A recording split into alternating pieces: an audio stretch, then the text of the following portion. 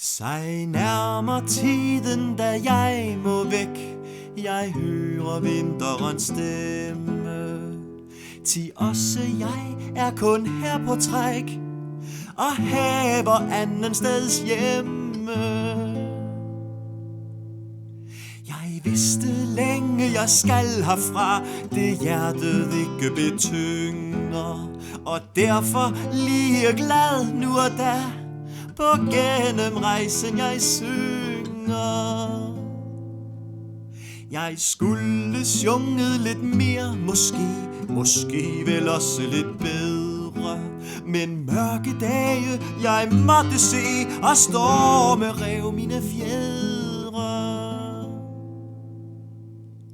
Jeg ville gerne i Guds natur med frihed spændt mine vinger, men sidder fast i mit snævre bur, det alle vegne mig tvinger. Jeg ville gerne fra højens sky udsendt de glæder og sange, men blive må jeg for kost og ly en stakkels skælbunden fange.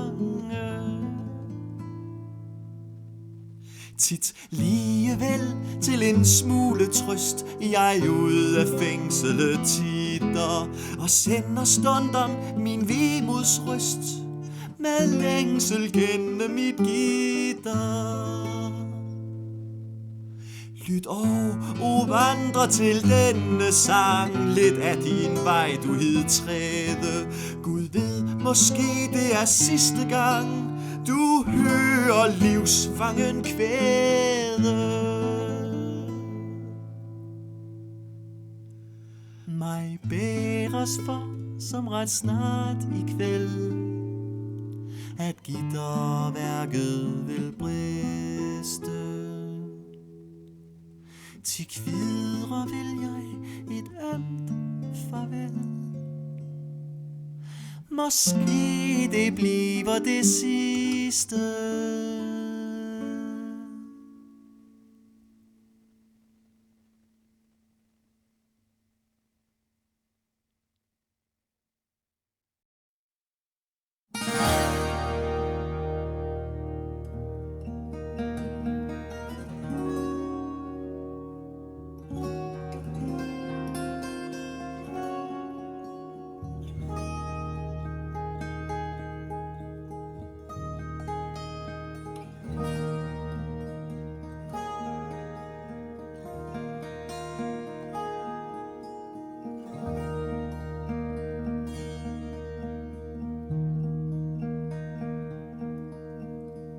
Det er hvidt herude. Kønnelmisse slår sin knude over måde vas og hår. Hvidt for neden, hvidt for oven, pudret tykt står træ i skoven. Som ud i min abelgård.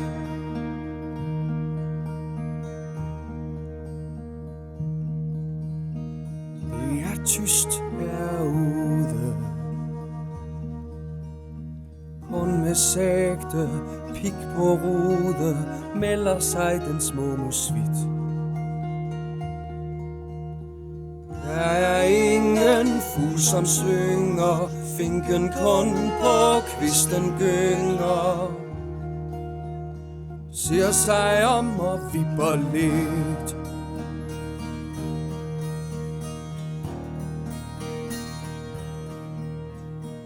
Det er koldt herude. Ravne skrige, uler tude, søge føde, søge læg. Kraven spanker med skaden, højt på rygningen af laden. Skile til det tamme kræv.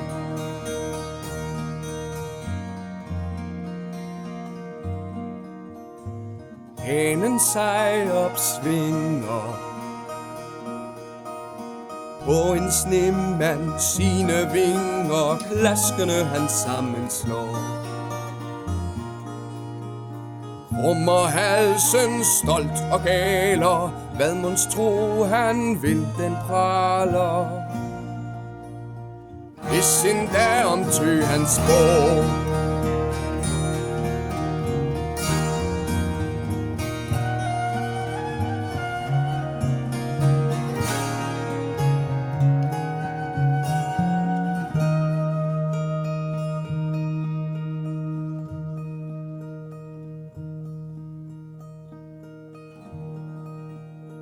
Inderlig jeg længes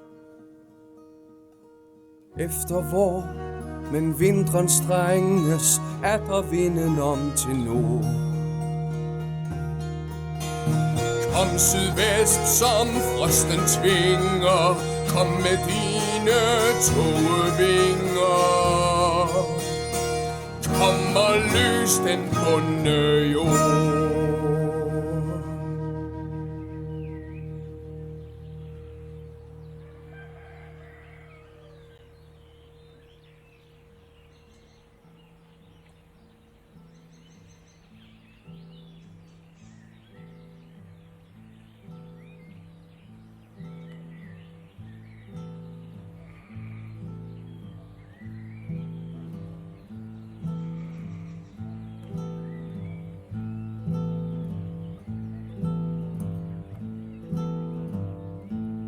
Der er han selv, velkommen 1000 gange.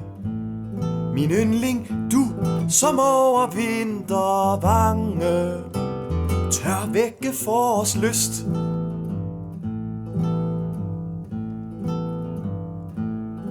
Og med dens frosten lukker søens bryst, vil åbne mit med dine jubelsange. Ej for tidligt dog, du spår, om den så inderlig forønskede vor.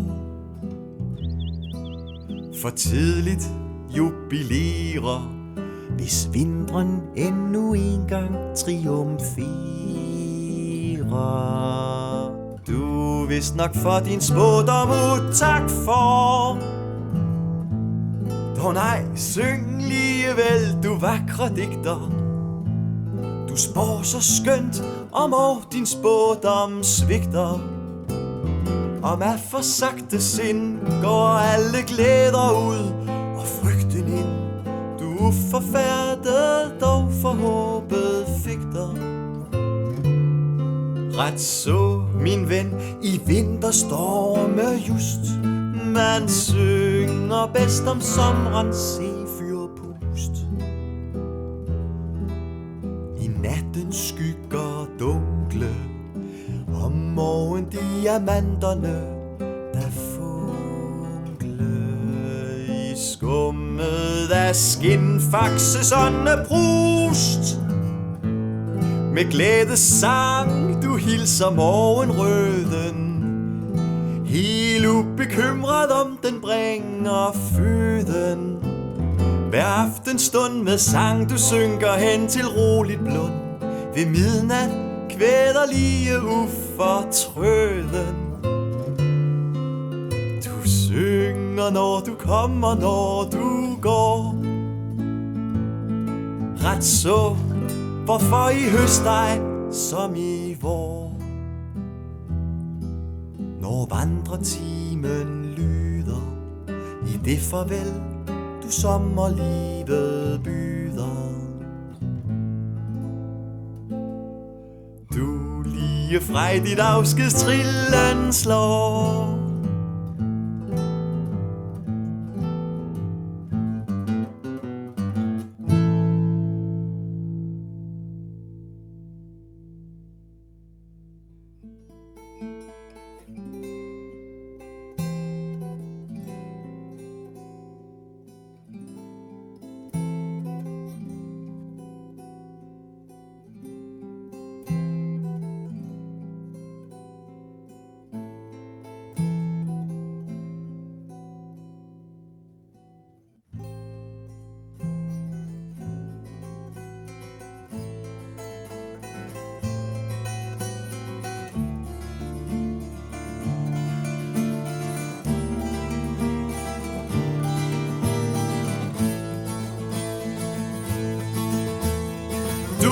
som i vårens og håbets dragt, har vintervejen tilbagelagt. Vær hjertelig hilset, min svenske fugl. Hvor i alverden har du holdet jul? Dog lige meget, hvorfra du kommer, hvorhen du agter dig nu i sommer. Til hine grønklædte klippebanker, dit følger dig mine forlystende tanker. Det kunne slet aldrig gå mig i glem, de stolte floder, de ydmyge vel, den livlige dal, det alvorlige fjeld, og folket som bor i de yndige dale. Så gæv du dit død, og så vakker de tale. Og kvinderne mere end håret viser, de er døtre af oldtidens diser. Ak, er han slet ingen mig haver kær, dog en og anden vel mindes mig der. O sig dem, og kan du, da syng du det frem i dette dit skønne velsignede hjem.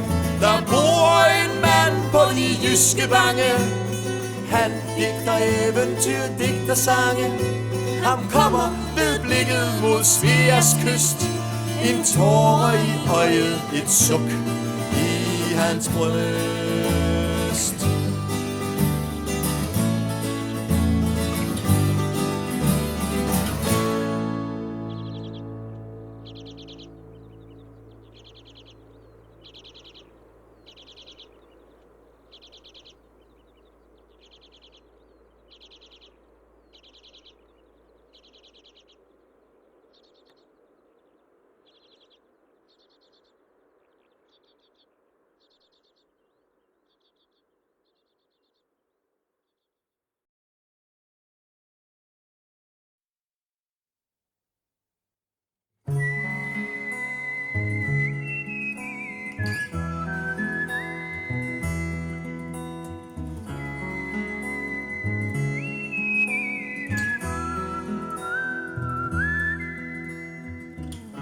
Ret længe skal vi nu, min tro, på sneppen ikke vente.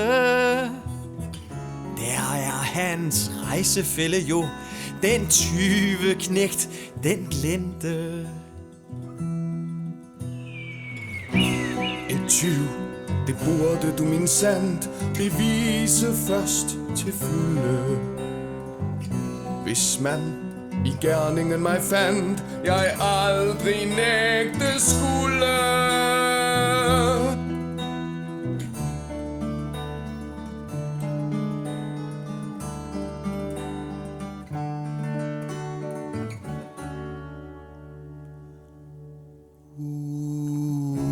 Jeg slider som en ærlig mand for mig og mine unger, men uden skyld man falde kan, for onde klaffer tunger. Jeg arme stakkel lide må, for hvad de andre gør. Den rette tyv, du lider på, er nærmere for døre.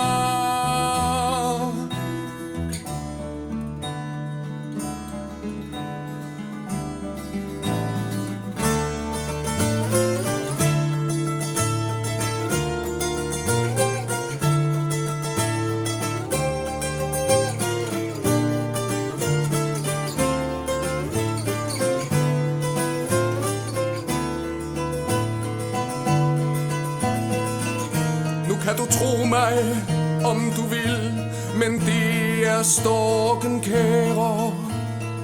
Det kan du dig forlade til, den rette tyv mon være. Det er for hus, du låner ham, at han dig så bestjæler.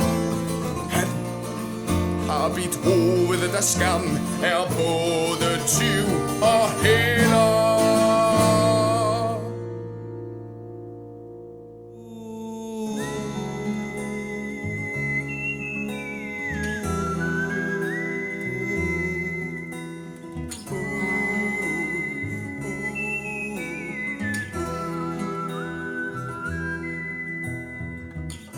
Tak for din underretning, ven. Men løn, du og kan vente. Bile, jeg kommer straks igen. Jeg bøssen blot vil hente. Se hvor fluks han flugten tog.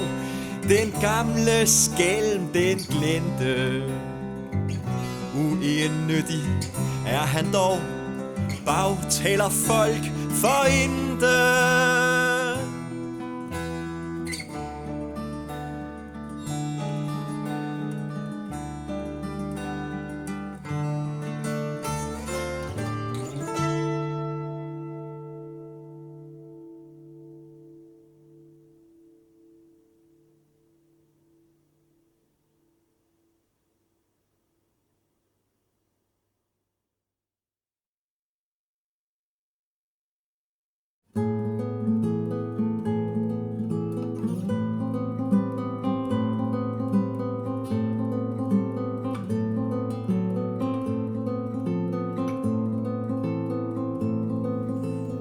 Der kommer duen,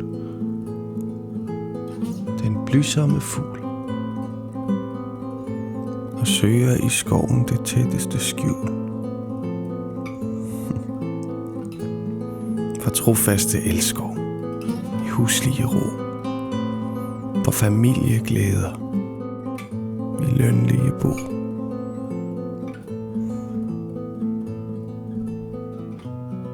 Når bøgen i maj slår sin solskærm ud,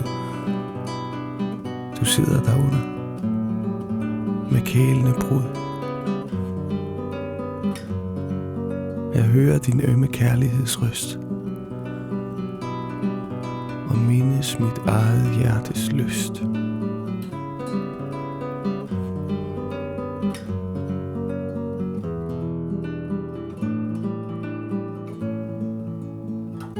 Der var en tid, da jeg og som du har levet alene for glædens nu. Da mange tanker bevægede mit sind, men alle de andre til én svandt ind. Da hver en anden ungdommelig lyst indsmeltede til én i mit elskende bryst, der kom det mig for. Som om livet var en bestandig vår og bestandig klar.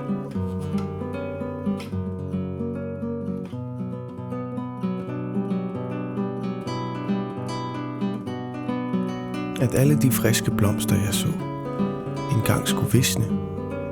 Jeg tænkte ej på.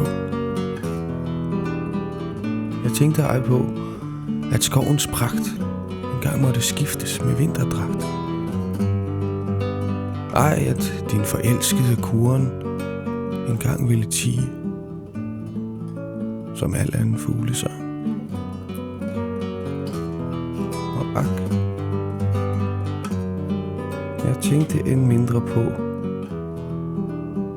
at kærlighed også kunne forgå. Men elsk kun, min due, og bryd dig ej om de vintertanker, hvor skyggerne kom. Kur kun, og kæl kun. Hør ikke på de tungsindighedssuk fra mit hjerte gå. Til nyd du, mens tid er din forårslyst. Alligevel tidligt nok kommer din høst. Vær klog da, og glæd dig, imens du er ung.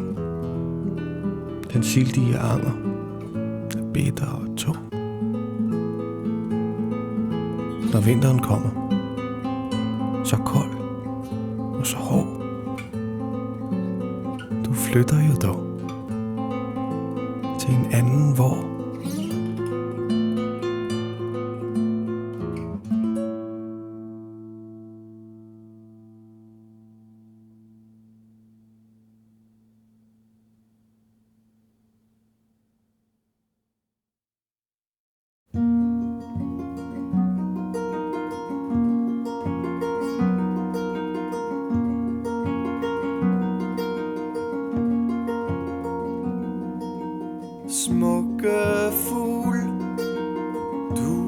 som så tarvelig tager føden din af tisler. Vakker er din sang, tilblidelig som en kilde, den henrisler.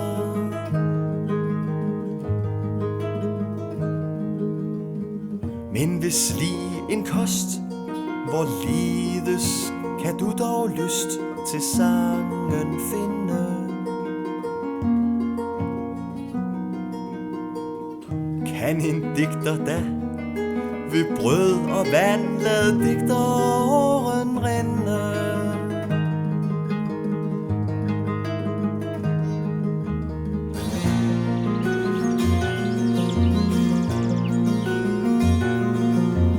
Netop kære skjallen sulte må synger bedst når han er sulten. Sig mig hvor en fed poet du så næppe lige ved skriverpulten.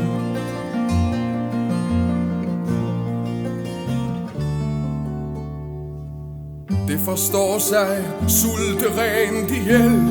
Må han ej, jeg har en broder som i bur befinder sig ret vel, men må trælle for sit foder. Rigtig nok, hans meste tid går bort med hans æderkop at trække. Men selv det opmærksomhed skønt kort kan for ham hos mange vække. Men han venter over, når han er død, at hans skin udstoppet bliver. Denne løn, min kære mand, er sød, og hans hjerte kønt der bliver.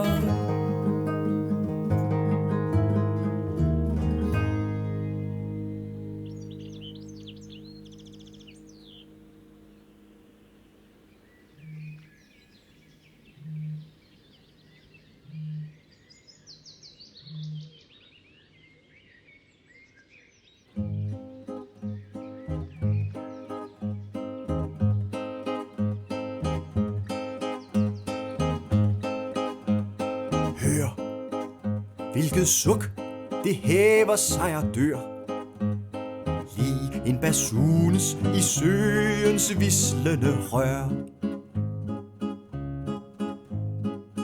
Hvor er du, som hilser vårens dage med klage?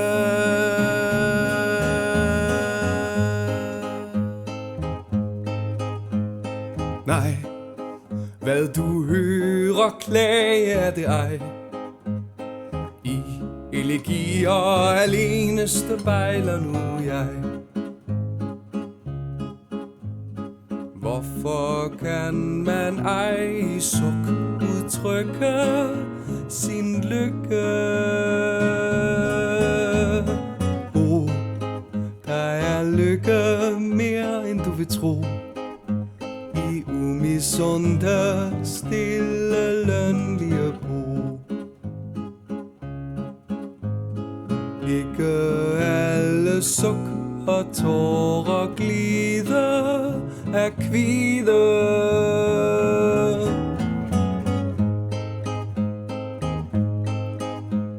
Sang, selve din, min ven, har engang iderlig jublende glædes en rivende klang. Og må du ej selv jo stundom græde af glæde.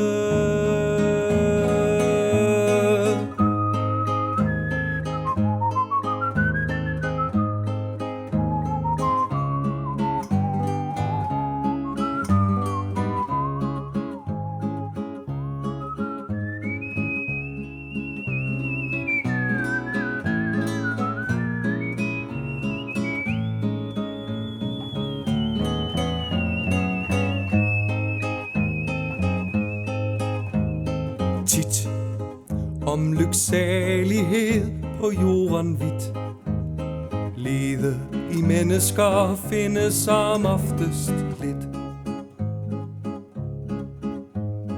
Mange leder til han vorder fremme i hjemmet. Mit er kun snævert, ejer I kun lidt. Dog jeg det ikke, du stolte bortbytter for dit. Ingen du af dine gyldne avner jeg savner. Flyv med din legion af ønsker, klyv møjsomt til ærens top og lyksalig dig liv. I min vrå jeg skal dig ingenlunde misunde.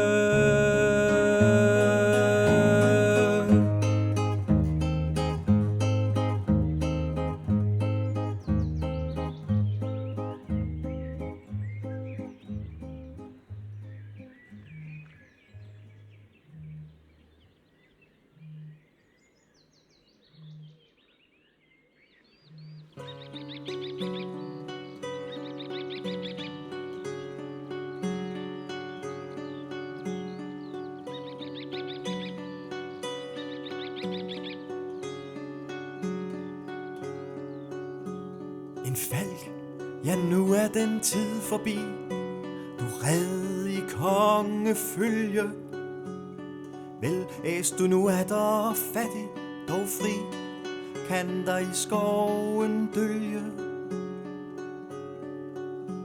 Til får du bars på fruerhånd og skjult i gylden hætte.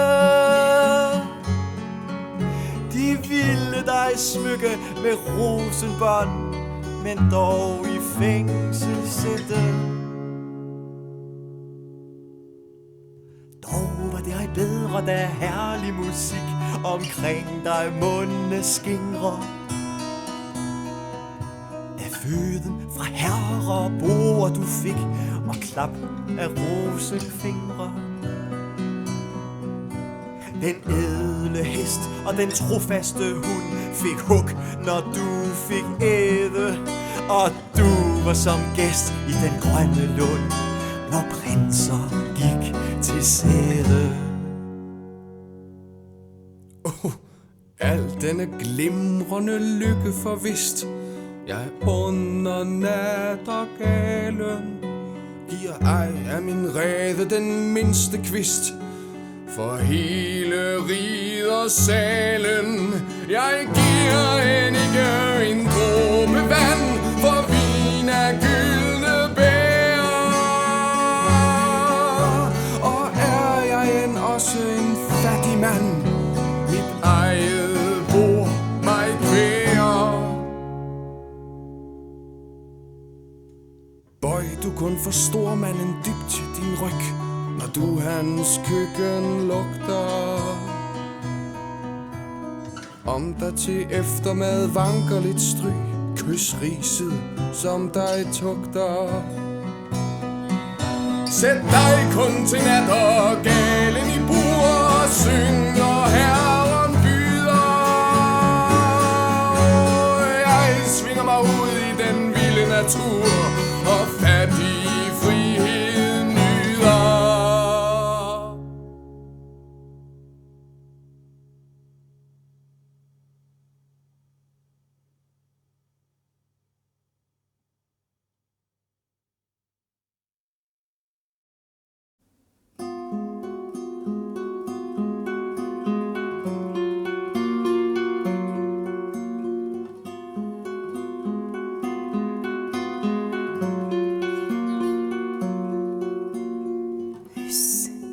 Tys, kom nu og kys.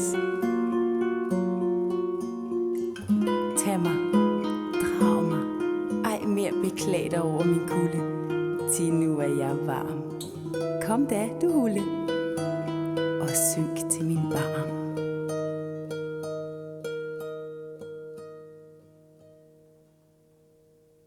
Ja, den har du lært ud i myrdernes land, hvor rosen aldrig henvisner, hvor hjertet enten må stå i brand, eller af kulde det isner.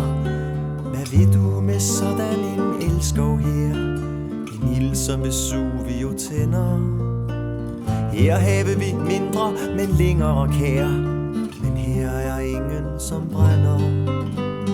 Her kalder vi den kun en fusentast, som elsker mere end til måde. Med ingenting haver der her nogen hast, fornuften skal altid råde.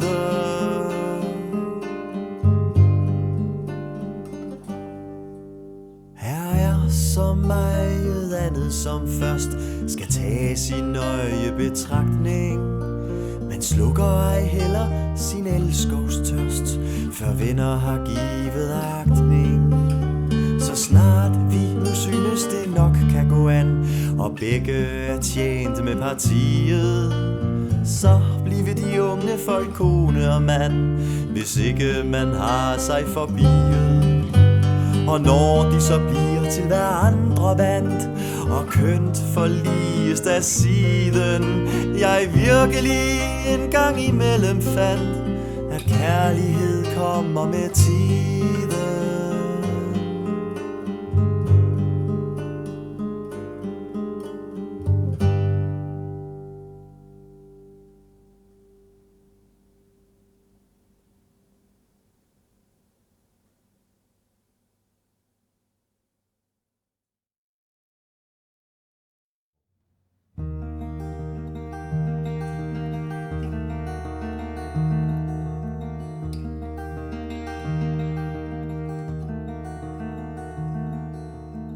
Nordiske kolibri, du som bor.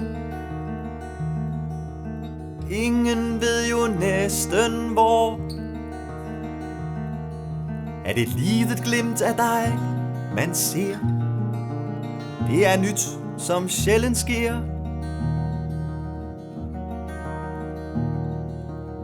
Viser sjældent du til lyset frem. Har du også hus og hjem?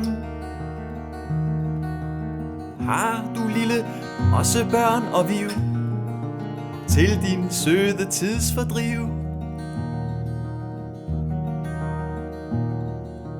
Hvad bestiller du den dag så lang? Giv ej et vip en gang. Bor måske herfra i verden vidt, er kun her en eremit. Eller har dig slægt og ven forladt, sørger derfor dag og nat. Eller ak, måske du også ved lidt om skuffet kærlighed.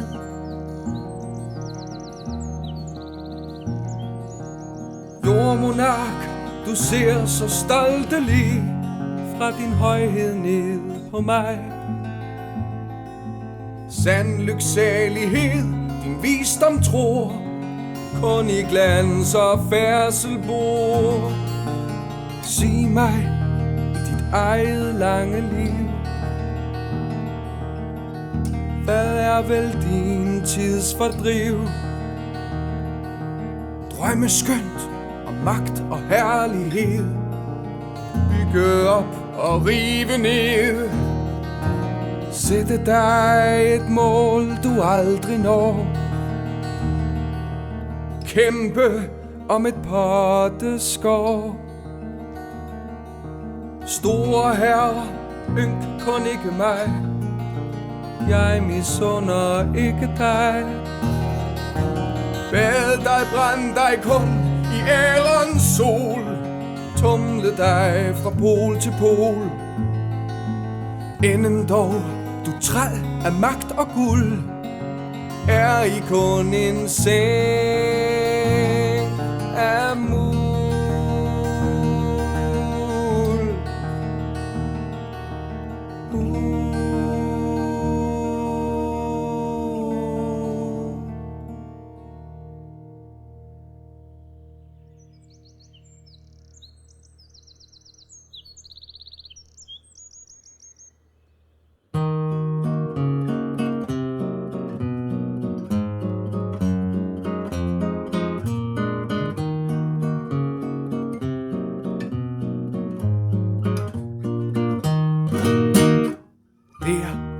sejren i bølgeflugt.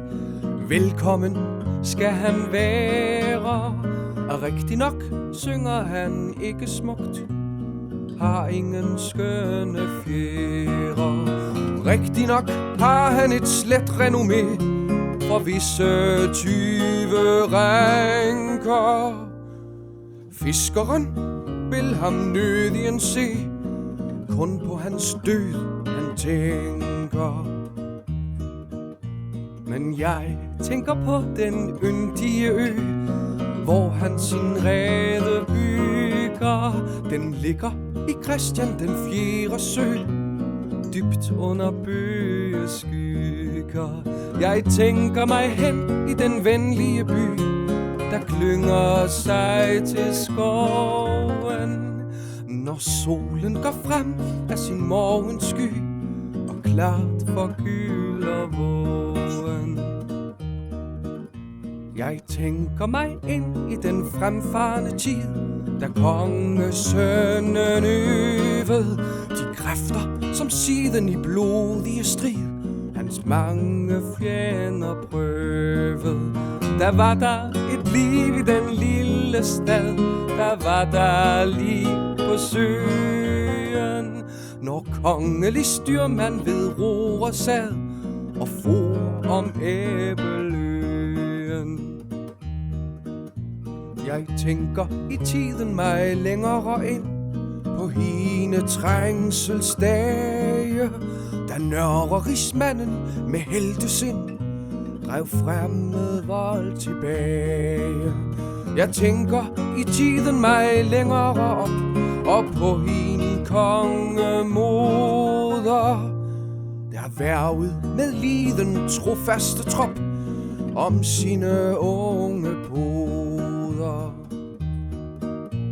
Vel er hun alt længe så godt som glemt, med slægten hun forsvaret.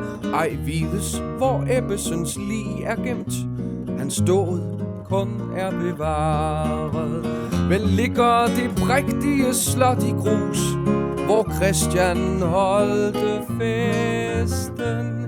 En tårneruin er nu ulens hus, og ræven ejer resten. Ak, kongernes slægter og slotte forgå, forgæves man dem freder. Men hisset de vilde træer en stå, og bærer hejre reder.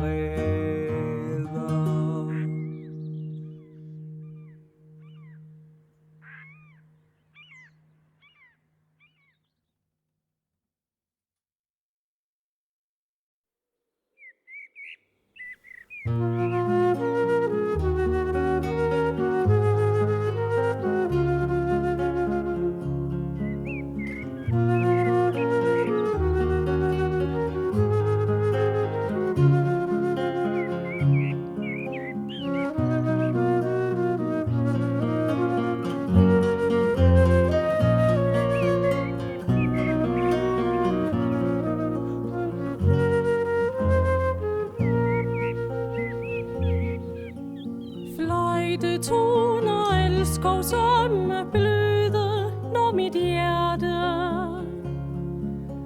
munder nat og gejlen, lille søde, du dem lærte. Blomsterløs er engen, bladløs skoven, isen tynger søens barm, i fængsel sukkervåven, og du synger.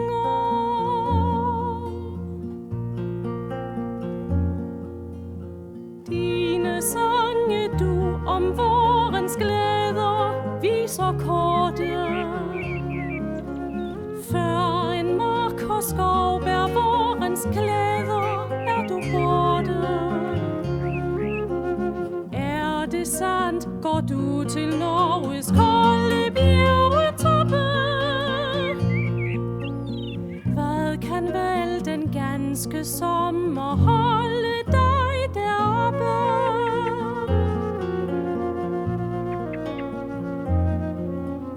Er dog ikke smukkere hernede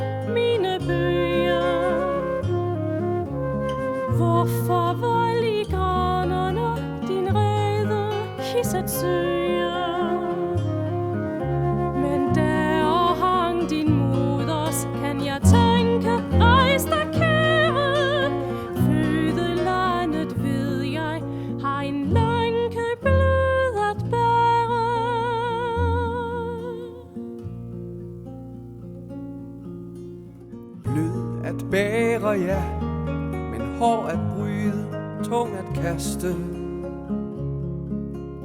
Let at bære hjertets længsler, byde did at haste. Bøgen hørte dine første sange, dine sukke, granen på de kolde klippevange. Bare min vugge.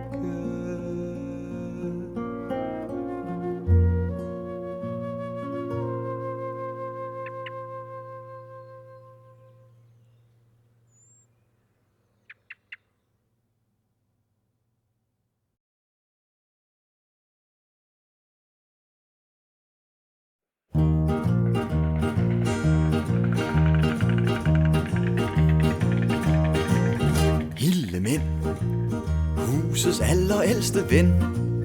Går han ikke der og spanker nu som før i dybe tanker? Det er ikke sært, min kære, om jeg må at stadig være. Jeg var mand, da du som dreng plukkede blomster ud i eng.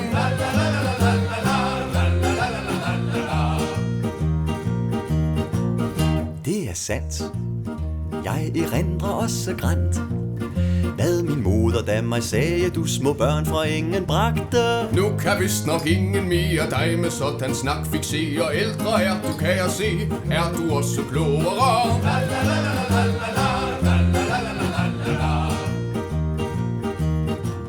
Ja og nej, dog derom at tale nej.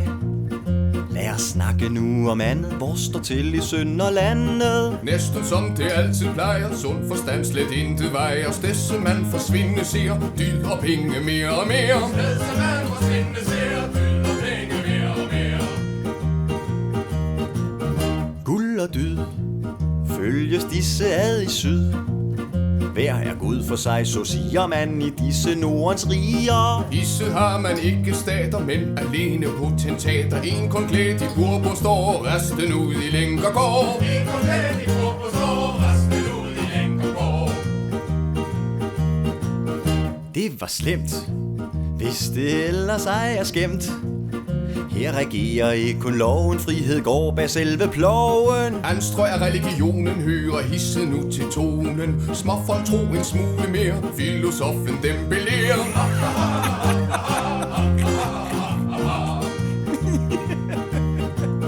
Kære, nej, her vi gå en bedre vej. Arme, rige, læge og klærke, alle er i troen stærke. Hisse bøjer guldet, retten rigest vinder altid trætten. Loven fanger kun de små, uden om de store går. Loven fanger kun de små, uden om de store går. Det er stygt, ude i lovens skygge trygt. Her den fattige sig strækker, retfærdsskjold ham stedse dækker. Venskab hister kun en maske, kærlighed en snedig taske. Falske løgn og hykleri giver titel af geni.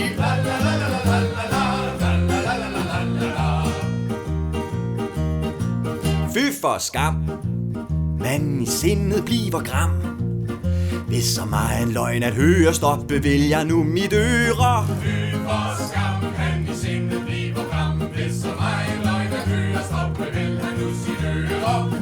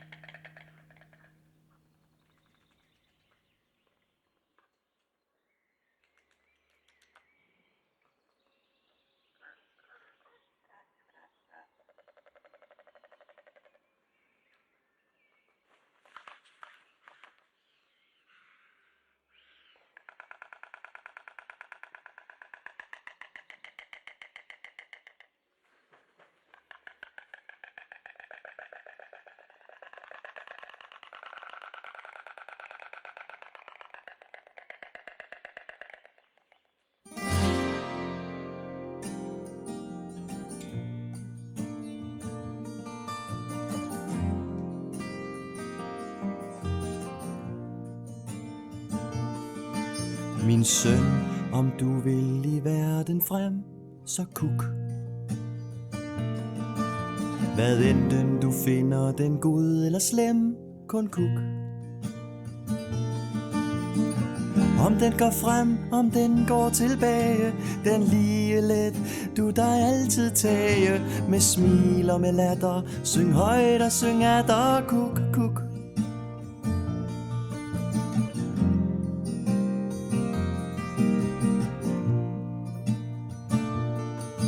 Når den forfølger, hvad man kalder dyd, så kuk. Når sandhedsrøst døves af bjællelyd, så kuk. Når den, som sidder på dommersæde, mundret og pligt under føddertræde, syng lystig med latter, syng højt og syng atter, kuk, kuk. Kuk, kuk.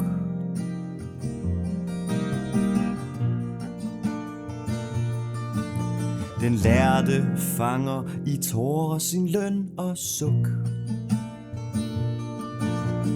Din lærdom består i et ord, min søn, kuk, kuk. Den lektie, ved jeg, er let at lære, og den skal dig gyldne frugter bære. Bestandig med latter, syng atter, atter, kuk, kuk. Kuk, kuk.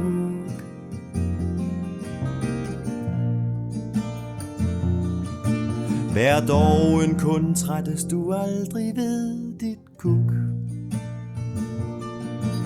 Til sidst råber hele verden med kuk, kuk. Den nøgle vil åbne dig alle døre til ærens top, dig på roser fører. Kun immer væk trøstig, syng højt og syng lystig, kuk, kuk.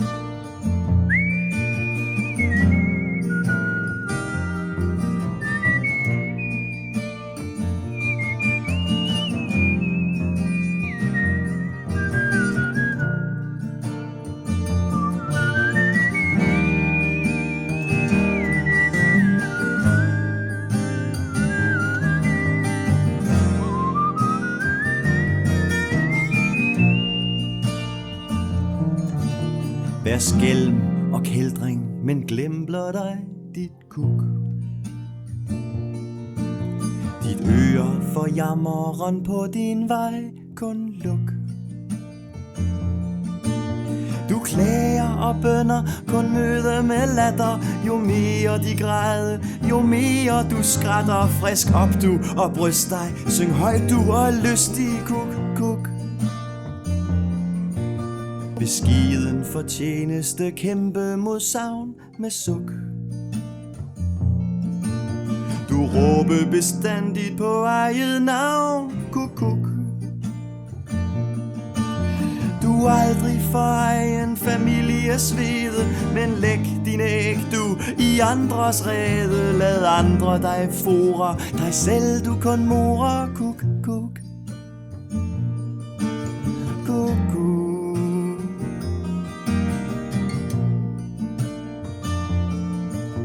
Men alting ender på livets vang, et suk. Omsider du kvækker for sidste gang dit kuk. Til kuk der så højt, og så længe du orker. Snart uden kuk, du i graven snorker. Min søn der kun trøstig, syng højt og syng lystig, kuk, kuk.